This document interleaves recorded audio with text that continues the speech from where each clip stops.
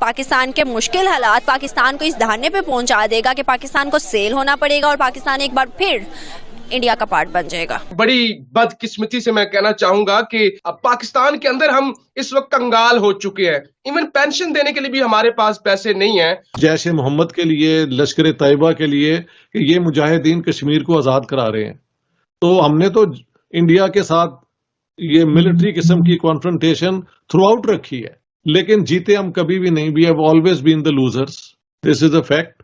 अब IMF हमसे ये मजीद डिमांड कर रहा है कि वो 65 अरब रुपए भी आपने अगले 2 माह में वसूल करने हैं जो कि आपने छोड़ दिए थे फ्यूल प्राइस एडजस्टमेंट की मद में बिजली के बिलों में। अब आप अंदाजा लगाएं कि अगर वो 65 अरब रुपए भी अवाम के ऊपर डालेंगे तो अब अवाम का क्या हाल रहेगा, जो कि पहले ही के जो मुसलमान है वो हिंदू को शिकस्त देगा।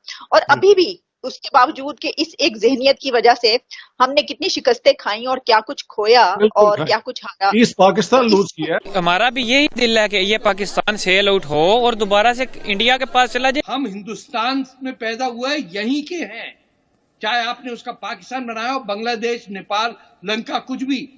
हमें एक 10,000 साल पुरानी तारीख और उसकी हिस्ट्री याद है।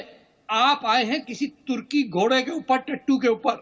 हैं कि दुनिया में पाकिस्तान के खिलाफ बहुत सी प्रोपेगेंडा लॉबीज हैं, खास करके हिंदुस्तान है, वो चाहते हैं कि पाकिस्तान को नुकसान पहुंचाया जाए, लेकिन वो हमेशा कामयाब हो जाते हैं और हमें हमारी पहले से पेशबंदी नहीं है।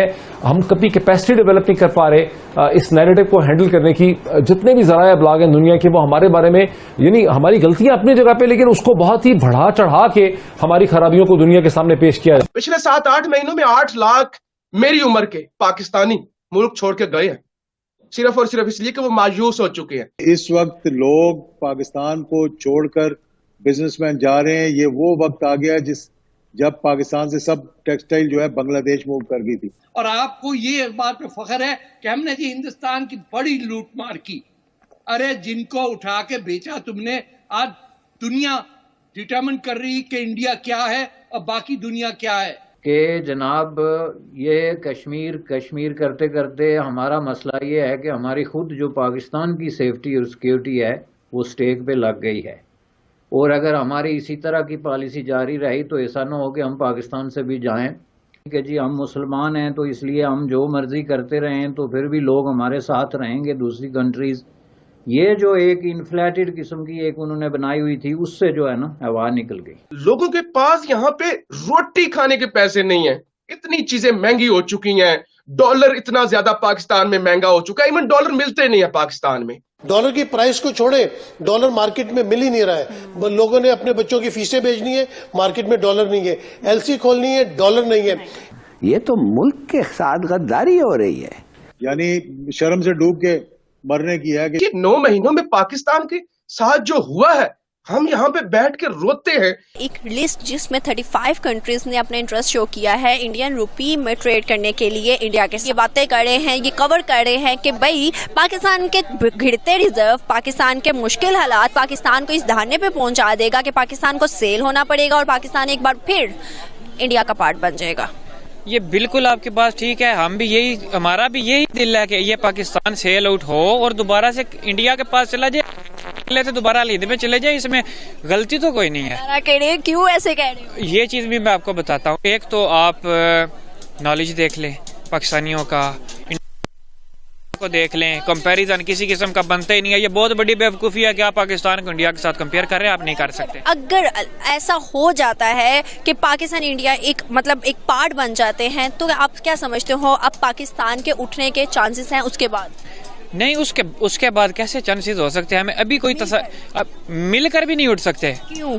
वो इसलिए कि पाकिस्तान के पास है क्या जो ये मिल के उठेंगे? ये दे क्या सकते हैं? ना नॉलेज दे सकते हैं ये इंडिया को, ना ये अपनी कोई इंडस्ट्री दे सकते हैं, ना इनके पास मोबाइल इंडस्ट्री है, कुछ भी इनके पास नहीं है। इनफैक्ट देखिए, हम चाइना की जितनी भी कंपनी है, शाओमी कंपनी है, रियलमी, रेडमी, सारे ये इंटरलिंक करके तो अब सारे ऑफिस, एप्पल अपने ऑफिशियल जो है वो लॉन्चिंग जो अगला iPhone 14 आएगा वो तो करेगा इंडिया से। वो क्यों करेगा? कि इंडिया पे उसको भरोसा है। पाकिस्तान के साथ वो क्यों कुछ नहीं करता? पाकिस्तान में भी माशाल्लाह से कोई भी एप्पल स्टोर नहीं है पूरे पाकिस्तान में, ठीक है। ये चीज़ है, पाकिस्तानी बहुत इस टाइम नीचे जा रहे हैं। और अब ये अगर लाहौर की बात कीजिए, हम जिधर खड़े हैं यहाँ पे इन्होंने एक ड्रामेबाजी बना दिया कि 10 बजे आपने हर चीज़ बंद कर देनी है।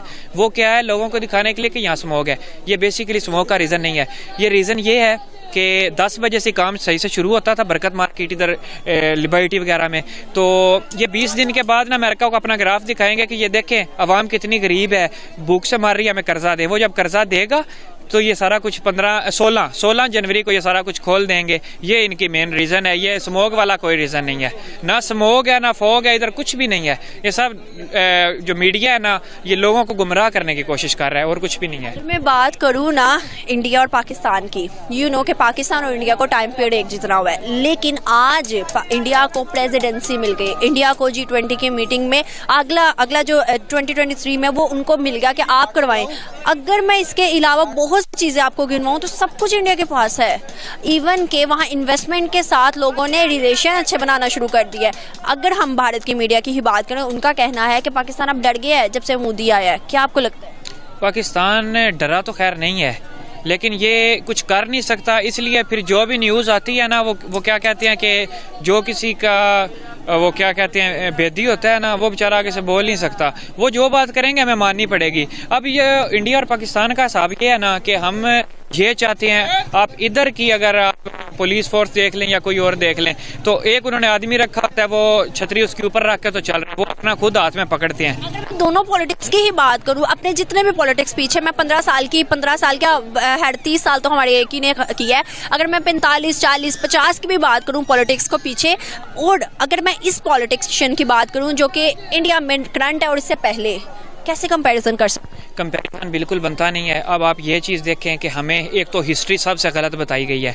हमें ना कोई कायदा रहमतुल्लाह अलैह की हिस्ट्री सही बताई गई है, ना कोई हमें अब जी 1965 की जंग पाकिस्तान जीता था, 1971 की पाकिस्तान जंग जीता था। यार कैसे जीता था? अगर जीता तो इंडिया हमारे पे हुकूमत करता। ये हमें ना बिल्कुल गलत नॉलेज दिया गया। फातिमा जिन्ना जी ऐसे थी, ये थी, अल्लामा इकबाल ये थे, वो थे। यार वो जो कुछ भी थे हमें कम से कम। इनफैक्ट मैं आपको एक मज़े की बात बताता हूँ, हम सब मुस्लिम्स हैं, करबला का वाक़या में गलत पढ़ाया गया है।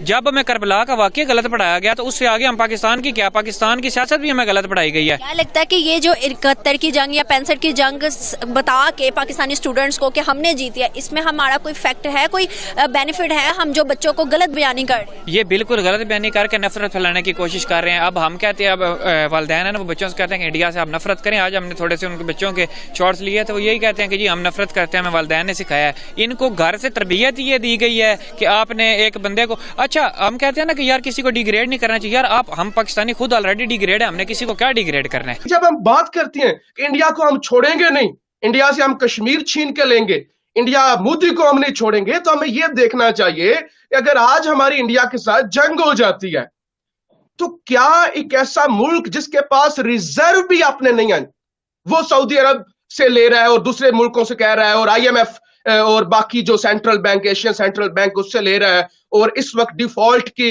हम पोजीशन पर पहुंचे हुए हैं। हमारे अपने मिनिस्टर्स ये कह चुके हैं कि जो पेंशन होती है ना, ये बूढ़े बुजुर्ग छोटे छोटे नौकरियों वाले जो रिटायर हो जाते हैं और उसके बाद वो पेंशन पे अपना गुजारा करते हैं, उनको देने के लिए पेंशन नहीं है। और लोगों के बिजली के बिल इतने ज्यादा आ रहे हैं कि 100 यूनिट इस्तेमाल करता है, बिल उसका पाकिस्तानी को 20-25 हजार आ जाता है, और लोगों की यहाँ पे एवरेज सैलरी तो 18 से 20 हजार है ना। तो लोग, हम बात कर रहे थे कि ये पोजीशन है मुल्क की इस वक्त।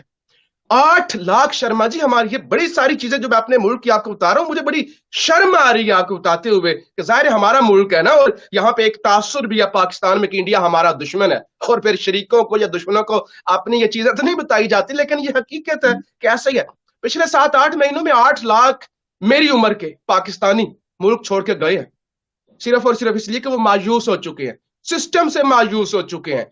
ये अभी कल ही वो जो 2 दिन पहले बन्नू के अंदर हुआ, वो TTP यहाँ पे कंट्रोल से बाहर है, उधर से चमन के अंदर और अफगान बॉर्डर से हमें जो सिक्योरिटी का मसला है। तो इस वक्त 2 हमारे बड़े मसले हैं, एक सिक्योरिटी और दूसरा ये इकोनॉमिक सिक्योरिटी। ये दोनों चीजें इस वक्त जो है वो बड़ी हाई रिस्क पर है पाकिस्तान के अंदर, और इस वक्त ये सारी दोस्तों, मुझे उम्मीद है कि ये वीडियो आपको पसंद आया होगा। वीडियो पसंद है तो प्लीज़ हमारे YouTube चैनल को जरूर सब्सक्राइब कीजिए।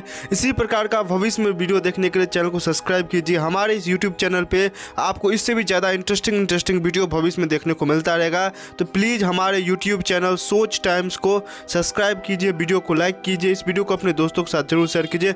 नमस्कार, फिर मिलेंगे अगले